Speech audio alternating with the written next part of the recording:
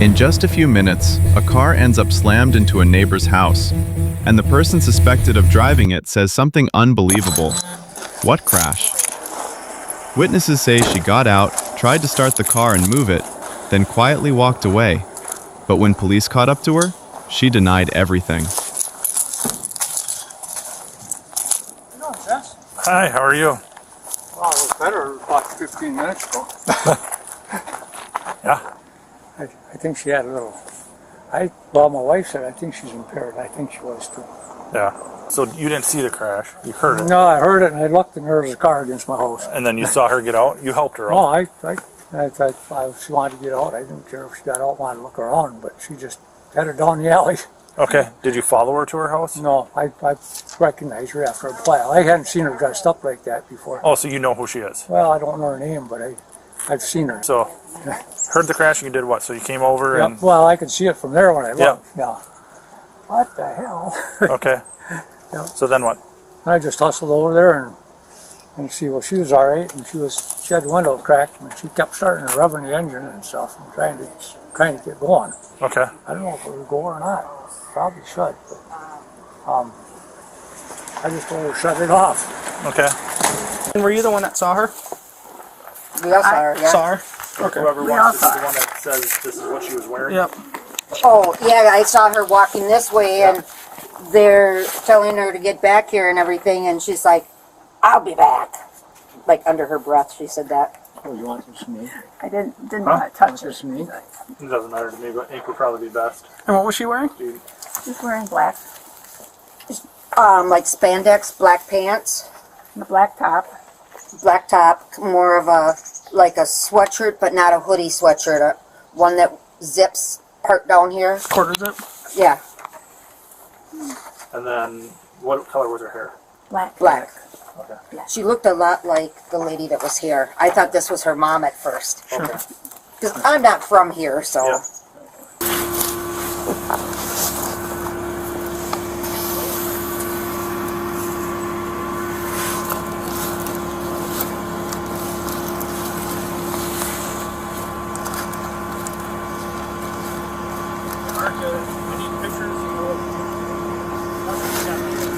What do you got?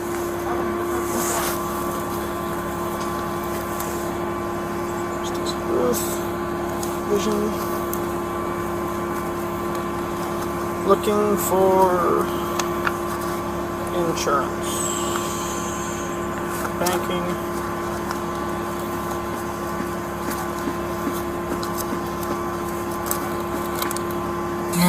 Driver's license.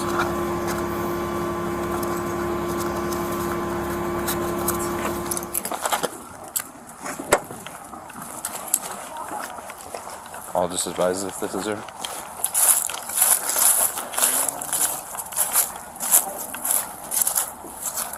Hi there. How you doing? Not too bad, are you guys? The reason I ended up pulling you guys over, you guys were coming from that area over there. Mm-hmm. Did you end up just getting in a crash? No. No? Not me. Okay, did you? No, we live around there, but Yep. yeah. What's your name? My name? Yep. Stacy. Stacy. Yeah. So if I run that black car, the registered owner is not going to come back to you or him? The black What car. happened That now? hit the tree? What do you mean? 10-4, I've got her over here. It is Stacy. Oh my God. Okay. So, Stacy, can I have you come out of the car so I can talk to you a little bit more? All right. Do what he says. Otherwise you're gonna have trouble.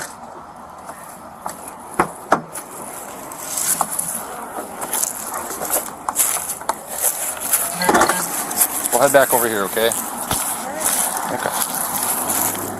I appreciate it. So, No problem. are you ready to be honest with me now? Yeah. Okay, so what happened? What do you mean? What happened with the crash? What crash? You ended up hitting a tree.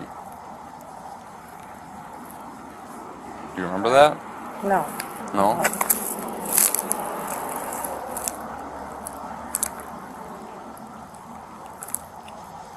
No, I Okay. don't. You're not going to be honest with me right now? Well, I mean, I'm A neighbor not... said they saw you get picked up. Huh? A neighbor said they saw you get picked up. Oh, the neighbor did? Mm. Okay, well, I mean, that's fine. Okay. That's fine. Good.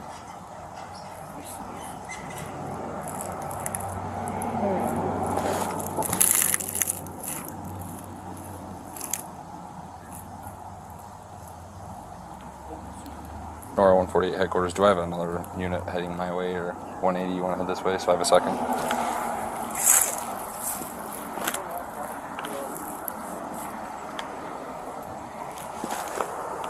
Now for you can 22 Hunt is over here. Okay. So, Stacy, I want you to be honest with me. You were in a crash, okay? So, Well, I wasn't, but okay, you got in a crash. You ended up getting picked up. Same time if you're able to talk to him, but I can still come You out. just want to talk to him? Yeah. I'm good. Thank you. So I'm giving you a chance to kind of give me your side of the story of what's going on right now. I mean, there's really no side of the story to give.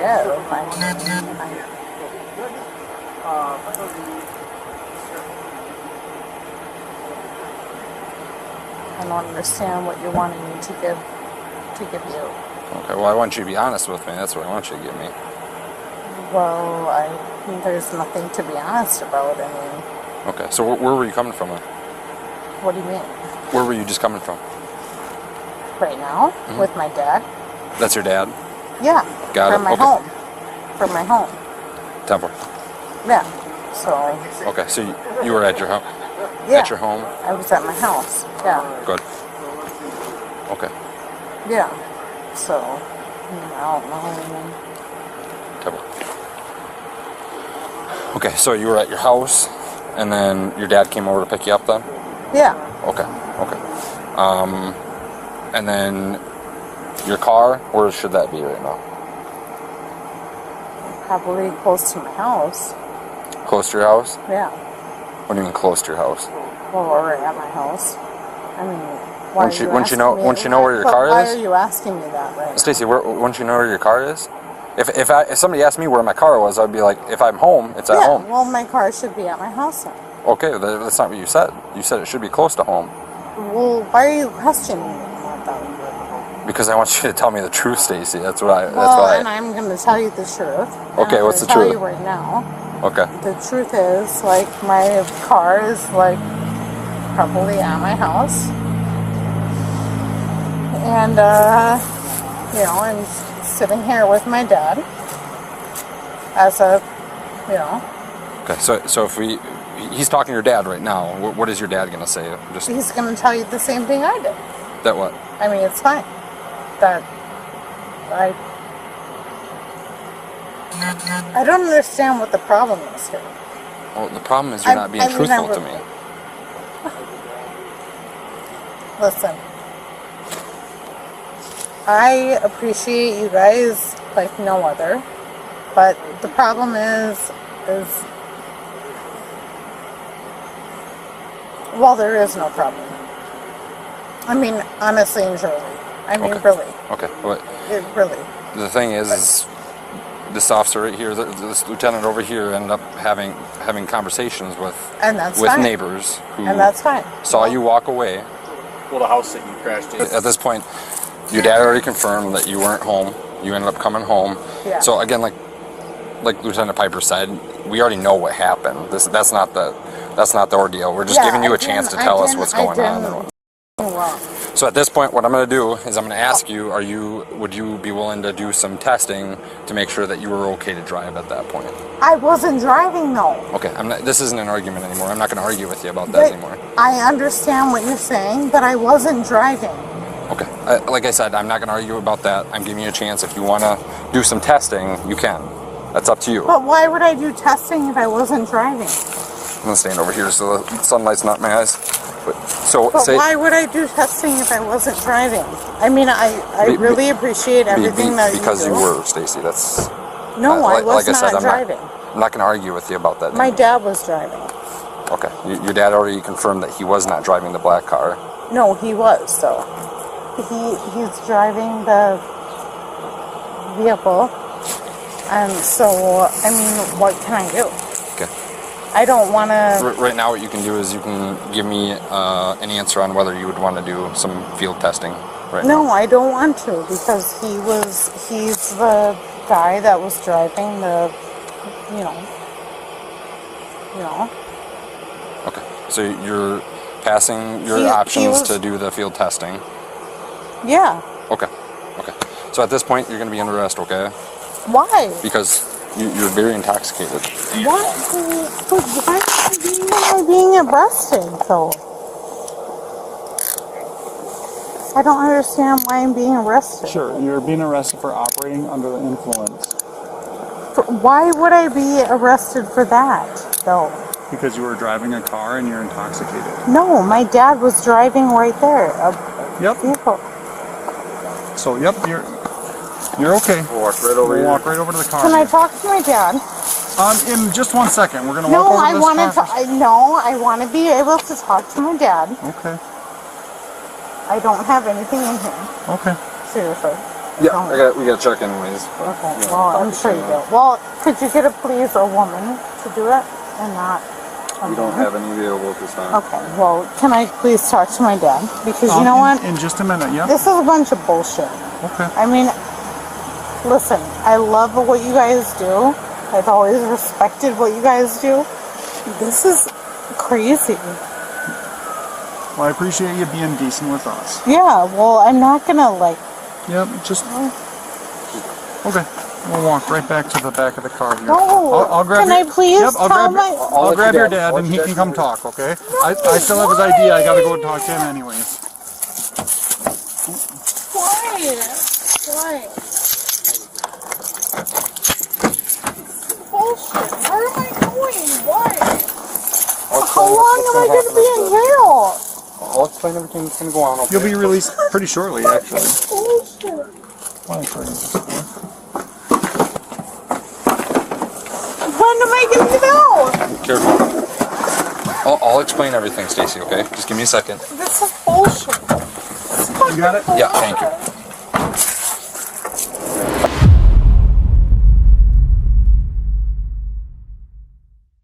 All right, let's set the emotion aside and break this down neutrally. 3 big questions. 1. Why did police believe Stacy was the driver? 2. Why did refusing testing make things worse? 3. And what's the most expensive lesson in this case? I'll save that for the end, because it connects directly to what Stacy said on the phone. Stay to the end. One sentence in that phone call basically exposes the whole story. This case isn't just about a car hitting a house. It's about the behavior chain after the crash. Based on what witnesses and homeowners say in the video, there are 4 key pieces. 1. A loud impact triggers neighbors to run outside. 2. The driver repeatedly tries to start the car, like she's trying to move it. 3. She gets out and walks away instead of staying. 4. Multiple people say she gets into another car and leaves. Put together, it forms a pattern. Incident, panic, attempt to escape, leaving the scene. And in impaired driving cases, leaving the scene often makes everything escalate fast because it raises the simplest question: why run? But here's the strange part. When police stop Stacy minutes later, she talks like there was never a crash at all. During the stop, officers do one thing well. They lock the timeline with simple questions. Were you just over there? Were you involved? Stacy goes with full denial. Not me, no crash. The problem is what happens next. When officers ask where her car is, her answers shift. It's at home, then close to home. Then the story pivots toward, my dad drove. That's what happens when a story isn't anchored in reality. Each follow-up forces a new adjustment, and every adjustment creates a new contradiction. Then officers drop one line that she can't walk back. Officers state her car is rammed into the side of a house just half a block away, and the homeowners say they saw her behind the wheel and tried to keep her from leaving. Here's the neutral point. Police don't need Stacy to agree for facts to be true. They can rely on witness statements, the physical scene, the timeline logic, and behavior after impact. So when Stacy repeats, "What crash?" it stops being a defense and becomes self-destruction because it conflicts with the evidence they've already gathered. And the decision that speeds everything up next is the one that seems small. She refuses sobriety testing. Officers offer field sobriety testing. Stacy says, "Why would I test if I wasn't driving?" and refuses. Laws vary by location, but in the context of this video, refusal doesn't erase the case. It forces officers to lean harder on witnesses and what they observed directly. That's why they move to the next step, arrest for OWI. From here, the story splits into two lanes, the objective timeline and Stacy's shifting claims. Then comes the twist that explains why she spirals. An officer mentions this may be her fourth OWI. When fourth OWI gets mentioned, her whole posture changes. Panic, bargaining, anger, confusion. That's what fear looks like when consequences suddenly feel real. And the phone call with her dad is where everything collapses. She says, "I did something stupid." Even while she still argues, "I didn't do anything wrong," that sentence signals she knows, at least on some level, that this isn't just an accident anymore. It's a chain of decisions. So what's the biggest lesson? It's not just don't argue with police. It's deeper than that. 3 practical lessons from this case. Lesson 1. Don't leave the scene, especially when someone else's property is damaged. Walking away almost always makes you look more guilty, no matter what really happened. Lesson 2. Small lies turn into bigger lies fast. Once you deny the obvious, you're forced to invent more details, and contradictions multiply. Lesson 3, the biggest. Losing control doesn't just wreck a car, it can wreck your future. The scary part isn't the impact alone. It's the chain after it, trying to move the vehicle, leaving, denying, blame shifting, refusing testing, spiraling. That's how an incident becomes a legal crisis. If you made it this far, drop a comment. What moment do you think Stacy truly lost the situation? Was it, your car is in the house? The blame shift to her dad? Or the refusal to test? And if you like neutral timeline breakdowns like this, subscribe for the Bodycam Timeline series where we reconstruct events clearly, step by step. Next video, we're covering a case where the suspect denies everything too, but the camera catches one tiny detail most people miss, and it changes the entire outcome.